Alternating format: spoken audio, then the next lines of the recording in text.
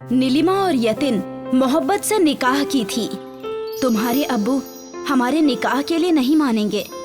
नहीं नीलिमा, वो थोड़े सख्त हैं, लेकिन मुझे लगता है शायद वक्त के साथ वो मान जाए।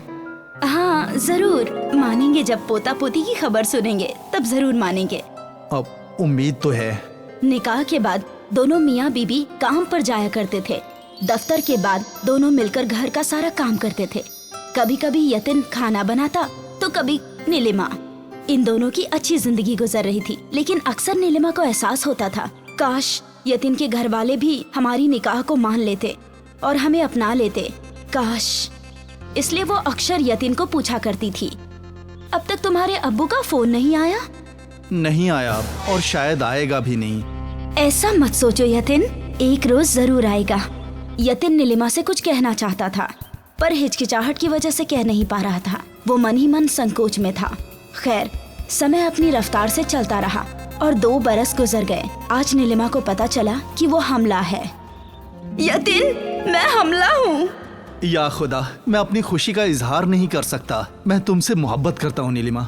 और गेस व्हाट, अगर तुम अपने अब्बू को बताओगे कि वो दादा बनने वाले हैं तो वो जरूर तुम्हें घर बुला लेंगे। नहीं नीलिमा, उनके मिजाज से वाकिफ नहीं हो तुम। इतना कहकर वो गमगीन हो गया।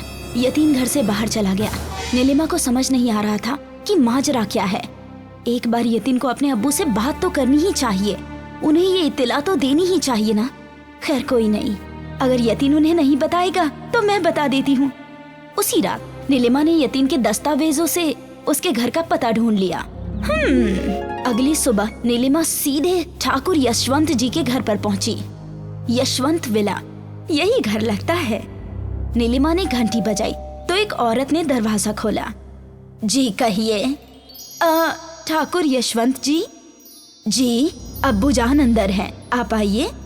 उस लड़की ने ठाकुर यशवंत जी को अब्बू जान कहा था। ये सुनकर नीलिमा सोच में पड़ गई। उसने ठाकुर जी को अब्बू जान क्यों कहा? यतीन ने तो बताया था कि उसकी कोई बहन नहीं है, तो ये कौन है? शायद कोई रिश्तेदार होगी। नीलिमा अंदर गई और ठाकुर यशवंत जी के आने का इंतजार करने लगी। कुछ देर बाद ठाकुर यशवंत जी आए। जी फरमाइए, मैं ही हूँ यशवंत ठाकुर। मैं नीलिमा हूँ। नीलिमा? आपके बेटे की बीवी। क्या? जी, दरअसल हमने पसंद का निकाह किया था ना। ये कैसे हो सकता है? शारदा! जी अब्बू जान। ये मेरी बहू है, मेरे बेटे की शरीके हयात। क्या? हाँ, इनकी शादी को 6 बरस गुजर चुके हैं। नीलिमा को लगने लगा कि यतीन ने शायद उसे धोखा दिया है। वो रोने लगी। वो वहाँ से जाने ही वाली थी कि तभी उसकी नजर दीवार पर टंगी एक तस्वीर पर जाती है। ये कौन है? कमाल की खातून हो। अभी कह रही थी कि मेरे बेटे ने तुमसे निकाह किया है और अब मेरे बेटे को पहचान नहीं रही। ये मेरा बेटा है जतिन। क्या ये आपका बेटा है? हाँ। नीलिमा के आंसू गुस्से में बदल गए और वो वहाँ से तमतमाती हुई निकल गई। नीलिमा यतीन के पास गई। कौन हो तुम?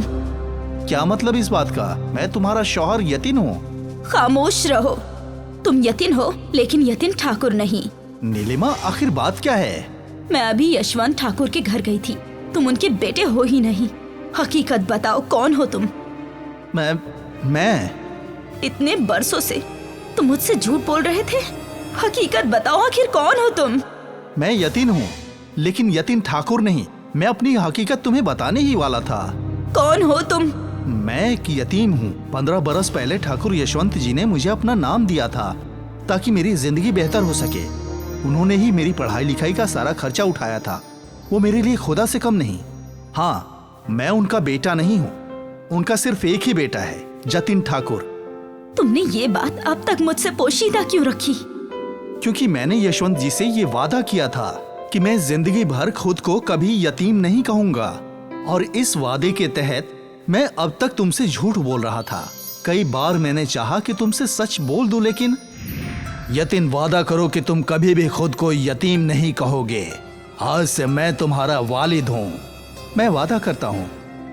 ये बात सुनकर नीलिमा रोने लगी। उसने अपने पति यतीन को गले से लगा लिया। Sorry Yatin, I am sorry. मैंने तुम पर शक किया। I am very very sorry. मुझ पर शक किया वो तो ठीक है, लेकिन तुम यशवंत ठाकुर जी के घर चली गई, ये सही नहीं किया।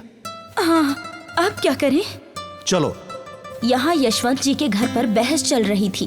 तुमने दूसरी शादी कैसे कर ली जतिन, वो भी बहू के रहते? मैंने कोई दूसरी शादी नहीं की है, झूठ मत बोलो जतिन। तभी यतिन और नीलिमा वहाँ पहुँचे। वो सच कह रहे हैं, वो मेरे शौहर नहीं हैं, मेरे शौहर तो ये हैं, यतिन। यतिन को देखते ही ठाकुर यशवंत जी के चेहरे पर मुस्कान आ गई। यतिन। यतिन ने यशवंत ठाकुर के पैर छुए। खुदा उम्र दराज करें, खुदा बरकत दें। यतिन ने यशवंत ठाकुर को पूरी सच्चाई बयां की। उस रोज आपको दिए वादे की वजह से मैंने इसे अपनी हकीकत नहीं बताई।